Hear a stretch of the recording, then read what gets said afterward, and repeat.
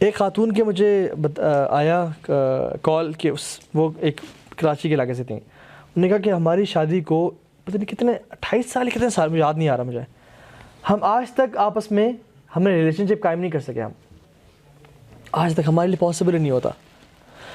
उनके हस्बैंड के साथ बैठे थे, जब फ़ोन बात हुई थी मैंने कहा बात करें हस्बैंड से, तो उन्होंने बात की, कहते हैं कि हमारे लिए पॉसिबल जब भी हम करीब आते हैं या तो मुझे चिड़चिड़ापन हो जाता है, गुस्सा आ रहा होता है, और जब वो खातून कहती है कि मैं इतना अजीब सा और गंदा फील करती हूँ कि मुझे इनके पास आने का दिल नहीं चाहता।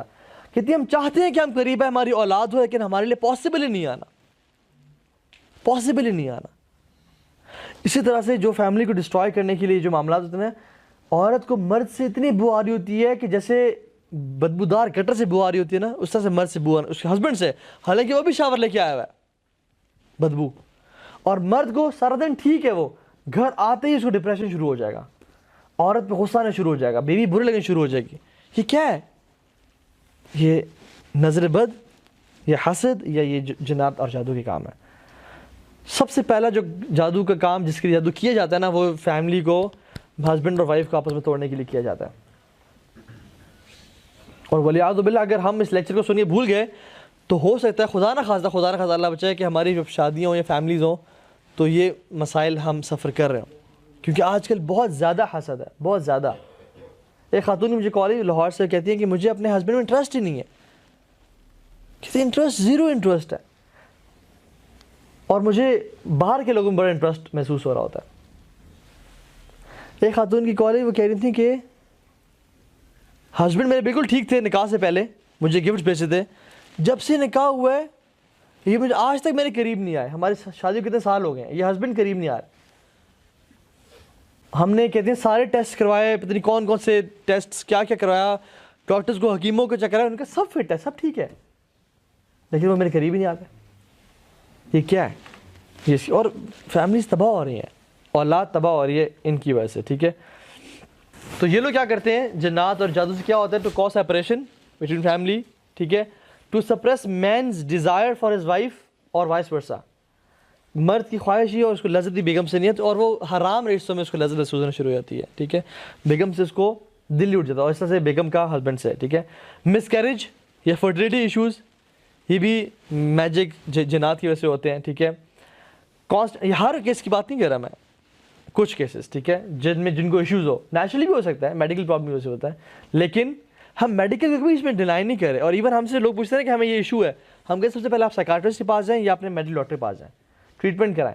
और अगर कोई इशू सामने आए ना आए, अच्छा वो मेडिकल इलनेस जिसमें इशू सामने नहीं आ रहा, आपने अल्ट्रासाउंड करा लिया, MRI करा लिया, हर काम करा लिया, इशू सामने नहीं आ रहा, 50 डॉक्टर के पास गया, 50 के पास गया, हमें समझ नहीं आ रही क्या इशू आपके साथ, लेकिन फिर भी उन औरत के, उन मर्द के पाँव जल रहे हैं, हाथ पाँव जल रहे हैं, उनको अजीब से महसूस, उनकी कमर में शदीद दर्द है, हालांकि सब ठीक है, और किसी एक टाइम पे तो ये इश्यूज़ हो जाते हैं। ठीक है, कांस्टेंट ब्लीडिंग ऑफ वुमेन, ठीक है, और द ऑपोजिट, या मर्द में भी थ्रू, ठीक है, या तो औरत में मेंस्ट्रुअल साइकिल जो उनका होता है वो ख़त्म होने के बाद भी ब्लीडिंग कांस्टेंट होने शुरू हो जाना, कांस्टेंट रहना, ये भी जन्नात की वजह से होता है। ठीक है, causing a man to love a particular woman या causing a woman to love a particular man, ये भी जन्नात जादू की वजह से ज़्यादा होता है। ठीक है, to torment a person with insomnia, loss of appetite, tightness in the chest, sadness, depression, feeling of pain in the body, ये सब चीज़ें अगर मेडिकल इलनेस नहीं है तो जन्नात की वजह से होती हैं। ठीक है, मसाज पे दर्द महसूस होना, जिसमें कभी यहाँ दर्द हो रहा है, कभी यहाँ दर्द हो रहा है, कभी यहाँ दर्द हो रहा है, जिससे में दर्द ट्रैवल कर रहा है, पता ही नहीं चल रहा किस वजह से। ठीक है, तो ये भी जन्नात शादी हो सकते हैं। और अक्सर ये भी कैसे देखा कि जहाँ पे जिन होता है ना वहाँ पे पेन होने शुरू होता है, अगर पोजेस किया हुआ जिन ने, जिन के लिए पोजेस करना तो आसान नहीं है, बाय द वे मुश्किल है उसके लिए। ठीक है, और पोजेस करने के बाद निकलना भी बहुत मुश्किल है उसके, उतना आसान नहीं है, वो तो कुरान पढ़ पढ़ के जो है ना उसको निकाला जाता है। ठीक है, तो हर इंसान पोजेस नहीं होता। जो आम मसाइल आ रहे होते हैं ना ख्वाब में या घर में, जो है ना चीज़ें टूट रही हैं, चीज़ें गायब हो रही हैं, तो ये इसका मतलब ये नहीं है कि वो बंदा पोजेस्ड है, उसका मतलब ये कि जो एक्सटर्नल अटैक्स हो रहे हैं उस पर, एक्सटर्नल अटैक्स हो रहे हैं। ठीक है, या तो शैतान उस पर अटैक क्यों कर रहे हैं, आउट ऑफ फन, कि वो डरता है। आप में से किस किस ने एगिंग की है, एगिंग, अंडे मारना, किस किस ने की है? सबने की होगी ना, फिर हाथ क्यों नहीं खड़ा कर रहे? अच्छा ठीक है, हमने भी की है। अच्छा, हमने जो की है एगिंग, हम किसी से ताप की वजह से नहीं, शुगल की वजह से अंडे लिए 2-3 दर्जन, गाड़ी में जा रहे हैं और अंडे मार रहे हैं। अब किसी पे तप नहीं है, देखिए, लेकिन एगिंग करना, शरारत करना, जो कि गुनाह है। इस तरह से जन्नात और शयातीन भी शरारत की वजह से भी ऐसा करते हैं। जिस घर में बिस्मिल्लाह नहीं पड़ा गया वो दाखिल हो गए, म्यूज़िक है, ये वो है, उसको तंग करना शुरू कर दिया, ठीक है।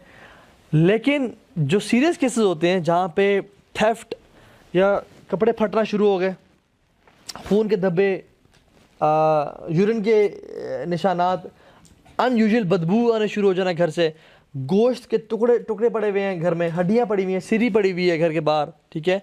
इसी तरह से फीसेस घर के लॉन में पड़े हुए हैं, इस तरह के तावीज़ घर से निकलना शुरू हो गया, हालांकि आपने कभी नहीं रखे।